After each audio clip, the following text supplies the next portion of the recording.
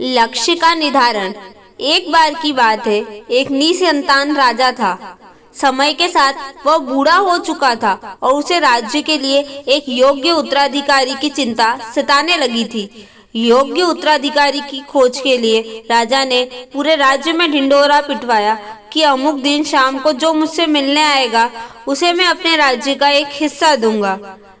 राजा के इस निर्णय से राज्य के प्रधानमंत्री ने रोष जताते हुए राजा से कहा, महाराज, आपसे मिलने तो बहुत से लोग आएंगे और यदि सबको उनका भाग देंगे तो राज्य के टुकड़े टुकड़े हो जाएंगे। ऐसा अव्यवहारिक काम न करें। राजा ने प्रधानमंत्री को आश्वस्त करते हुए कहा, प्रधानमंत्री जी, आप चिंता न करें, देखते रहें क्या होता है। निश्चित दिन जब सबको मिलना था, राजमहल के बगीचे में राजा ने एक विशाल मेले का आयोजन किया।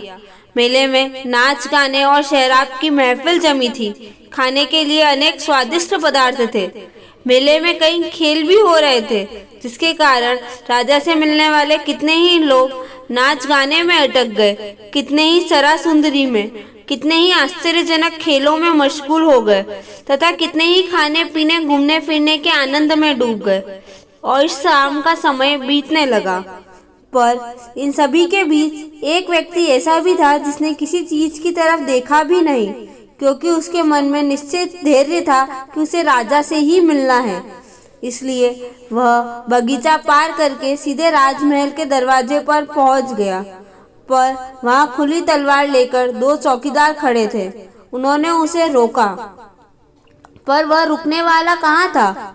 उनके रोकने को अनदेखा करके और चौकीदारों को धक्का मारकर वह दौड़कर राजमहल में चला गया, क्योंकि वह निश्चित समय पर राजा से मिलना चाहता था।